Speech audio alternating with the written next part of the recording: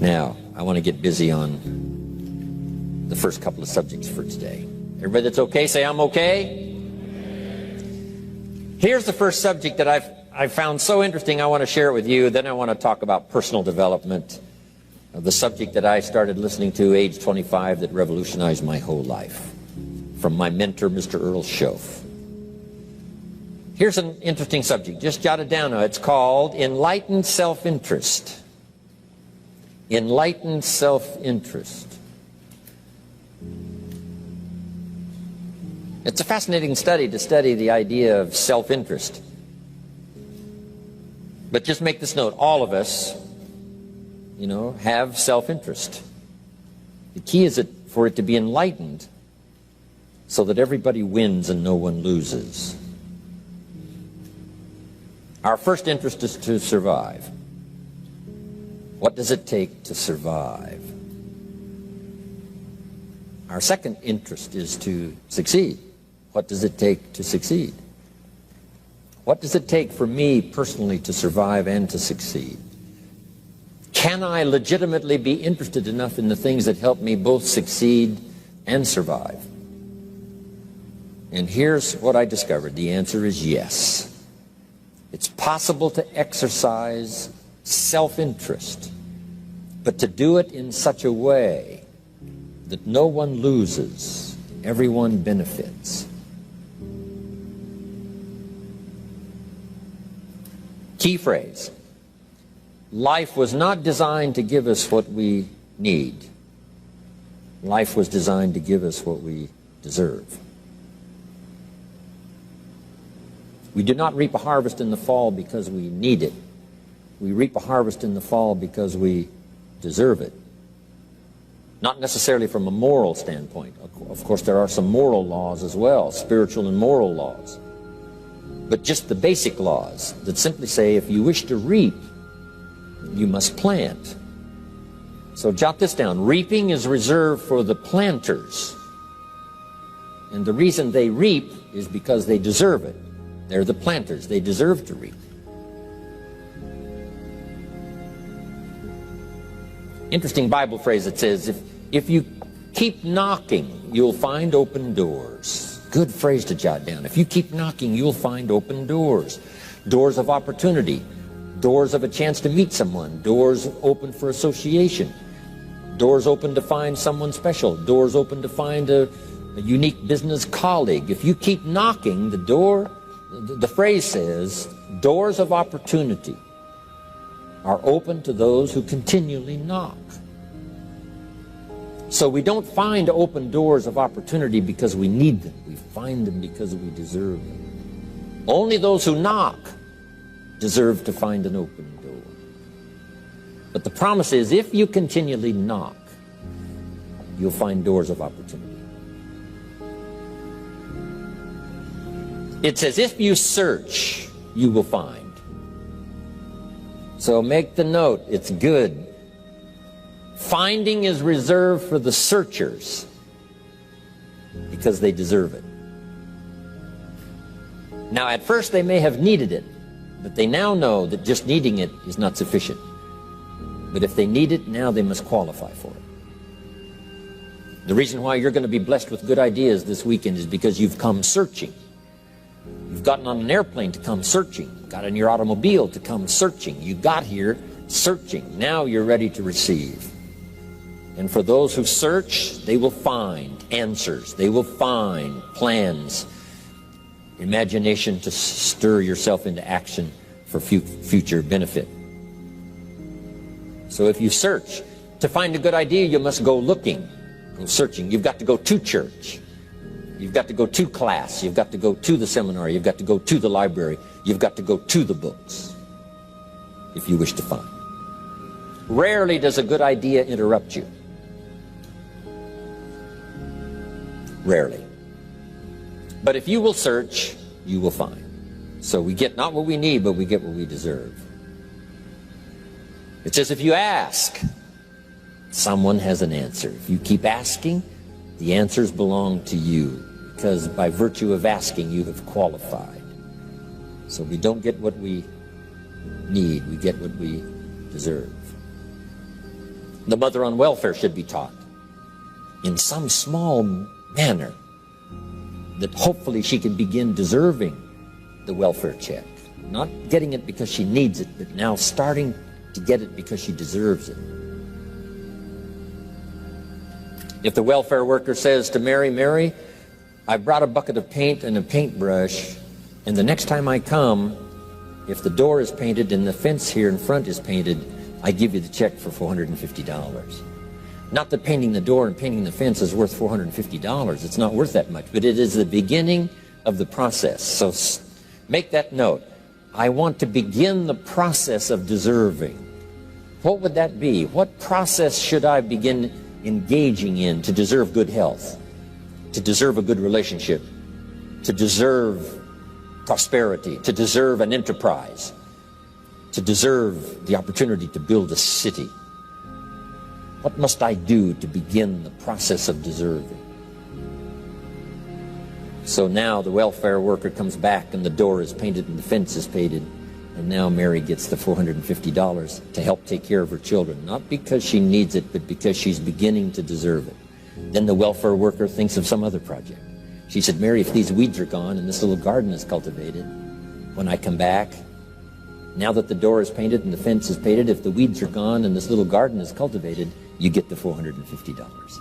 And step by step, a new life is emerging, learning the process of deserving it, not just needing. We teach our children at home, right? Child says, I need $10. So that language doesn't work here. There's plenty of money here, and the vaults are full. But to say I need $10 is not how you open the vault. So the child says what? Wow, how can I get that $10 that I need? So here's what they learn to say. How could I earn $10? Now the vault opens up. Now the money starts to flow. How could I earn $10? What could I do to earn the money? Not to get the money because you need it. Maybe you need the money. That's, all of us have needs. But here the key is to figure out how to open the vault, how to open the bank, how to open this unbelievable flow of resources to come our way. And here's the key: to deserve it, not to need it. You can't walk out to the field and say to the field, I need a crop. Here's what the field says. Here's what the ground says. Who is this clown that brings me his need but brings me no seed? So jot that down. Take your seed to the marketplace, not your need. Don't disclose your need to the marketplace, only your willingness. We'll talk about that a little later today. Because the marketplace is not interested in your need, but they are interested in your seed. They're interested in your willingness to work. They're interested in your disciplines. They're interested in your eagerness. They're interested in your vitality and your work ethic. That's what the marketplace is interested in. Not your need, but your seed. Okay. We get what we deserve. Old Testament God says, if you'll move toward me, I'll move toward you. See, that's how you get those occasions to meet God. You must make the move. God could say, you don't move, I don't move. You say, well, that's arbitrary. Well, when you're God, you can make it that way.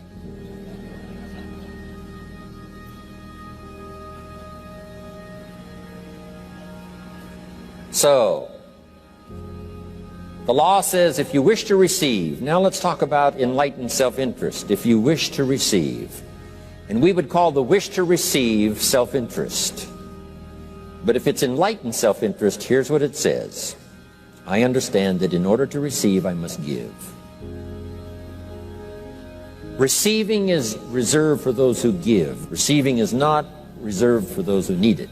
It's reserved for those who deserve it. We deserve the receiving by giving. In fact, there's an extraordinary phrase in this little context, and here's what it says. It's better to give than it is to receive. Now, the uneducated person would find that difficult to ponder. Why would it be better to give than it is to receive? So let me give you one of the better phrases for the day. Here it is. Giving starts the receiving process. So of course it's better to give than it is to receive. How much receiving do you wish? You must start the giving process.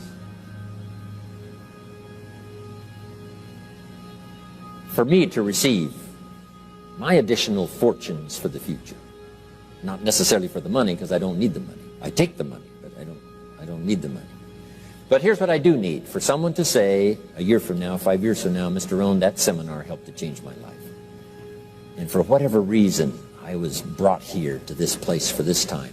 And later someone says that. See, to receive that kind of thanks, it's unbelievable. Here's what you cannot buy: that kind of thanks. You can't buy it with money. You have to earn it.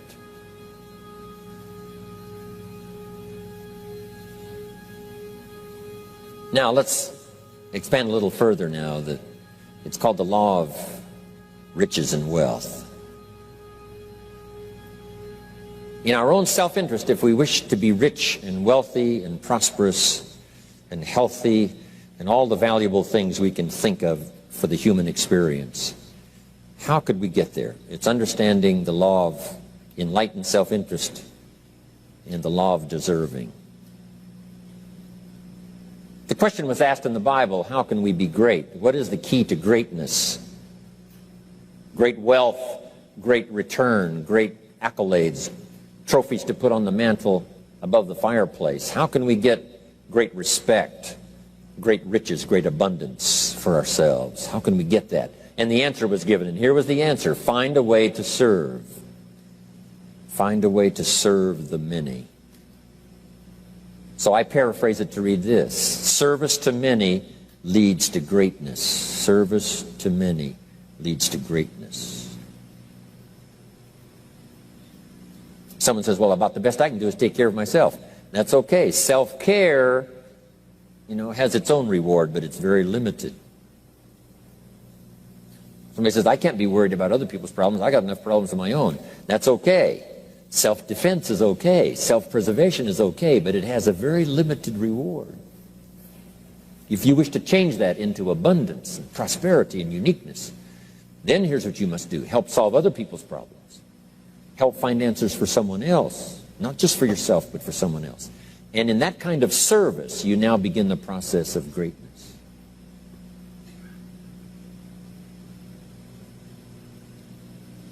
Someone asked the question, how can I be ruler over many? How could I manage a lot of people? How could I be the leader of a vast movement or enterprise? Here was the answer. Nothing wrong with that wish. We call that self-interest of the highest kind. Wishing to be the manager, the ruler, wishing to be presiding over many people. Here was the answer: be faithful when the amounts are small. Be faithful when there's just a few. Be disciplined when there's only a few. That starts to entitle you to someday be ruler over many. You say, well, if I had a big organization, I'd really run it with a strong hand and I'd be a fabulous leader. But I've only got a few and I don't know where they are. See, that's not going to work. If you wish to preside over riches, you must start when the amounts are small.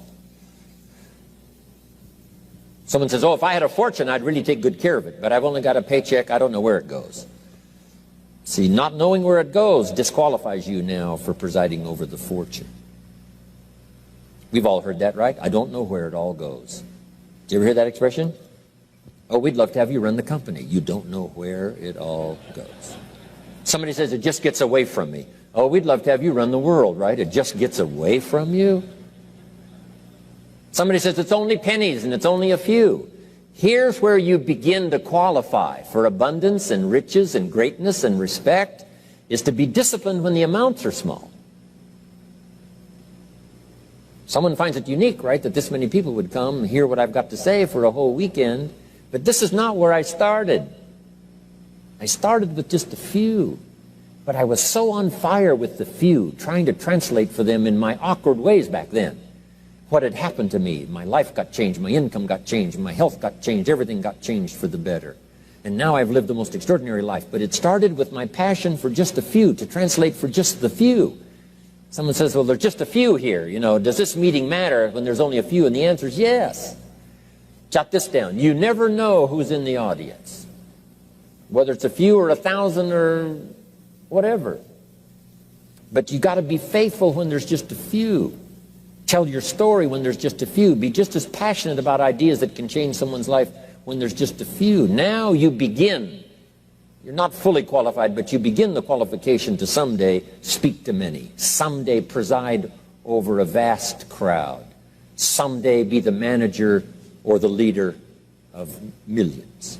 It starts in those early days to deserve it. Now, jot this down. Also give yourself a chance to change.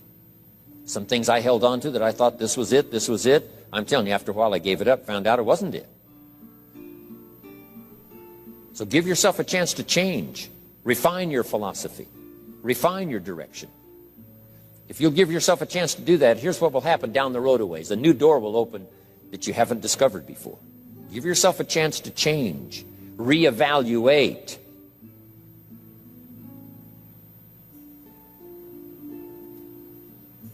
Okay. So let your library be a testimonial of your dedicated interest in accelerated personal development, that you will read whatever you have to read, you will hear whatever you must hear, and you will watch and see whatever you must see in order to make your life refined and worthwhile and achieve all of your purposes. That's what I want this stopping station to be these 3 days. Just to come here and sit for a while and listen and ponder and take notes and work hard and see if you can't absorb, get all that you possibly can here so that it will start to refine your life even before you get on an airplane and fly back to wherever you came from, before you get in your car and drive away. What we share with you here, with all the rest that you've learned, this will be a catalyst to start a process even before you get home that'll start working for you. Some of you are going to set some goals. We're going to do the workshop tomorrow, designing the next 10 years. Hopefully you'll come up with some new promises, some new objectives, some new ideas. And by the time we're finished here, these 2-3 days, I'm telling you, you'll see yourself able to accomplish 2 times, 3 times, 5 times more than you ever thought was possible, which will make this cost of this seminar a small price to pay. And hopefully it'll make the time you spent here a small price to pay compared to making this an investment in your future, in what will flow in terms of money and income and return and reward and respect and dignity and accolades, trophies, all the stuff that can be yours. A marriage that lasts forever, a friendship that nourishes you forever, things that you'll find that you'll keep and treasure for a lifetime. Hopefully this is one of those weekends. It takes a lot of effort to learn. It takes a lot of effort to grow. It takes a lot of effort to decide and debate. But jot this down. It's all worth the price. Whatever stimulates you to think, whatever stimulates you to wonder, whatever stimulates you to react or even to debate, even if you hear something you say, well, that's not right, see, that's still valuable. It means you're awake. It means you're alert. It means you're alive. It means your mind is ready to take on something, whether it's agreeable or not agreeable. Something right, something wrong. Who cares what it is? We've got to listen to a variety of voices. And some are going to come from the left and some are going to come from the right. And some are going to come from mysterious sources. And some will try to entice you with all kinds of stuff. But that's okay, just so you're alive and alert and awake, ready to process anything that comes your way. Take the best of it and make it beneficial for you, so that tomorrow you walk with a stronger step. Next month you see a clearer vision. And a month from now, the purpose for your life is multiplied by 2, 3, 5. That's what I want to create here. So, now, to hurry and get through, because we have so many subjects to cover, let's cover now some other things under personal development. Here's one that's important as you read and as you listen and as you study and as you grow and as you take notes and as you fill up your journal. and then try to work on the ideas to make yourself valuable in the marketplace. Here's something to remember under personal development, some things I had to learn. First, steps to success. First of all, you need good ideas. Just decide right now you're going to accelerate your plan for collecting good ideas. Ideas for your life, ideas for your health, ideas for your marriage, your relationships. Ideas that stimulate. One idea sometimes leads to the next. And the 4 or 5 ideas in the future that really thrust acceleration into your life, you couldn't have gotten unless you went through the first one and the second one and the third one. Next, you need good plans. So we're going to talk about time management and game plans tomorrow. You need a good health plan. Traveling around the world, you can imagine the kind of health plan I have to have. If I didn't have a superb, extreme, got to underline the word extreme, if I didn't have a superb, extreme health plan, do you think I could travel all over the world? People look at my calendar and say, impossible. I'm the only one that can do it. Everyone else is too young. Incredible. But I've got to be extremely healthy. I can't let up at all in terms of diet and nutrition, exercise, all that stuff in order to stay healthy. So a good health plan, a good family plan. Here's a good one, a good marriage plan. Some people just go along married with their fingers crossed. You've got to have a better plan than that. Some are whistling in the dark, hoping everything will work out. Not a good plan. You need a good plan for how to use the day. We'll talk about that tomorrow. Best kept secret of the rich. How to use your time. A good plan to meet the right people over the right amount of time to stimulate your life. You need a game plan for lifestyle. We'll talk about that later. So to succeed, we need good ideas and good plans. Here's the next. We have to learn to handle the passing of time. Because all of this takes time to learn, to grow, to change. Getting through the seasons takes time. The spring has a certain amount of time. The summer has time. The harvest has time. The winter has time. Learning to handle the passing of time. Jot this down if you're involved in business. You've got to give your project time. You've got to give your people time. Give people a chance to learn, chance to grow, chance to change. One of the great requirements, especially in such an industrialized, busy, mad, dashing society, and that is to have people patience. First, we exercise it with our children and our family. Getting people to work together, got to have patience, even with your family. If you're involved with independent people, it's a challenge. It's like herding cats, trying to get them to work together. Herding sheep is easy. They very quickly get going the same direction. But try herding cats. It's like your children. Different ages and different personalities and different opinions. To get the family all going the same direction, kind of working together to make things work, I'm telling you, it is a challenge. But if you'll have some patience, you can do it. Now, here's the big one, to have patience with yourself. Give yourself time to learn. Give yourself time to understand good ideas. Give yourself time to make changes and then grow into those changes. Give yourself time to refine your personality to fit the business, whatever business you're engaged in. In some, you may have to speak up a little stronger. In some, you may have to calm down just a little bit more. Just learn to refine your personality and your temperament to suit. All of us can do that, but it takes time. Have patience with yourself. We had to do that from the beginning. Learning to tie the shoestrings of your shoes. If you tried a couple of times and says, I'll never learn this, it's over. Say, no, you can't go through life with your shoes untied. Come on.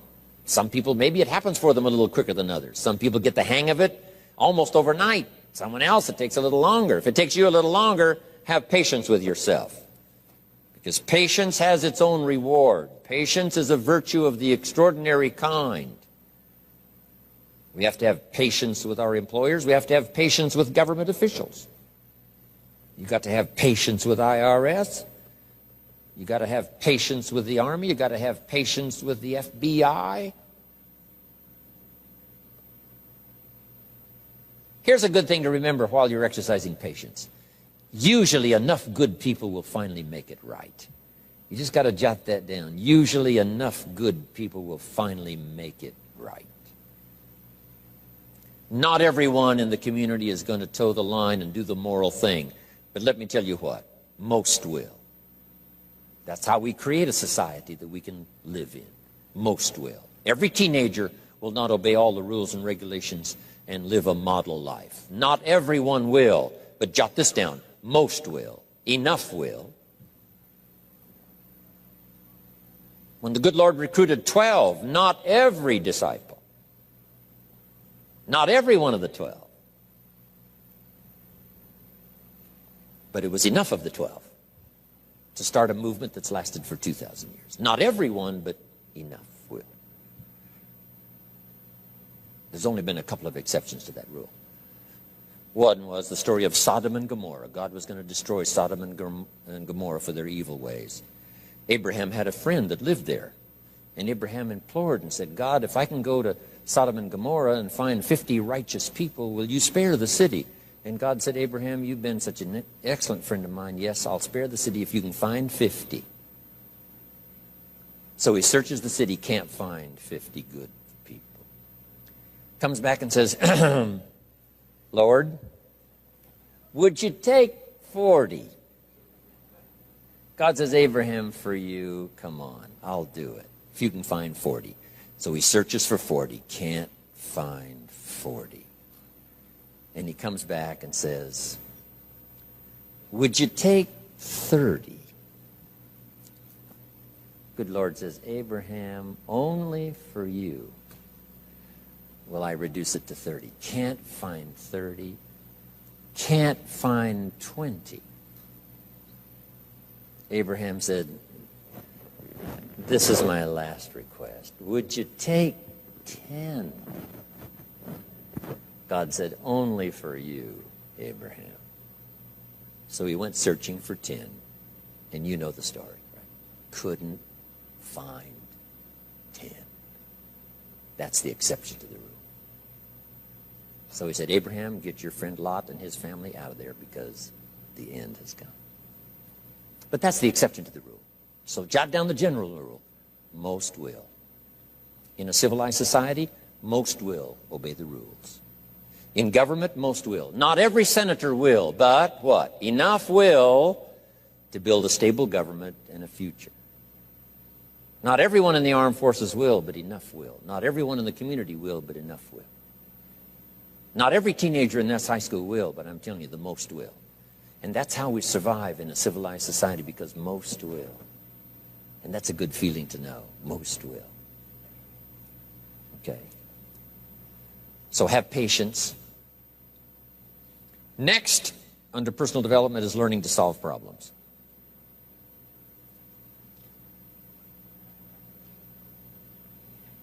By the way, having patience with the seasons takes time to develop the crop. You can't plant the seed, dig around it in a few days saying, where is it, where is it? And you can't really help. All you can do is nourish. Some people plant in the spring, leave in the summer. Just haven't got the patience to last. So next comes solving problems. Business problems, family problems, personal problems, financial problems, emotional problems. There's all kinds. Here's a good idea I found in solving problems. Every once in a while you've got to, I haven't got it here, but I can just describe it for you. Take a piece of paper, put a line down the center of the paper, and on the left side describe the problem. So just jot that down. A piece of paper in half, on the left side describe the problem. Sometimes it's a good idea to take a problem out of your head and put it on paper. We'll talk a little bit more tomorrow about how to think on paper. This is one of the ways to think on paper. Our mind usually is too busy sometimes to sort things out. So if you take it out of your mind, put it on paper, what is the problem? And you describe to the best of your ability what the problem is. And then ask this question, is that all of it? Because if you're going to prescribe something for the problem, you need to know what all of it is. When you've got it all listed, on the other side now of the paper is called answers and solutions. The problem on one side, answers and solutions on the other side. And now let me give you 3 questions. 3 questions that can help solve most any problem. Here are those questions. Number 1, What could I do? So just jot that down. What could I do? Then you start developing what we call working papers. And the working papers consist of making a list of the things you could do to solve this problem. Number one, and you say, well, number one would take too long. I can see that right now. Let's go to number two. Maybe that's the answer. Number three, no, that isn't it. And let's say you've got several points now and you've done your best to try to solve the problem yourself and you can't solve it yourself. Here's the second question. What could I read? Maybe somebody spent a lifetime researching the problem you've got, and they've got some excellent answers from a lifetime of research. Maybe in your own journal you've taken notes before on something. You say, hey, I remember a class I took. Seems like there were some answers there, so you go back, do a little research. So under number two is research. And if you search, what? You will find. If you research, you will find. Search and research.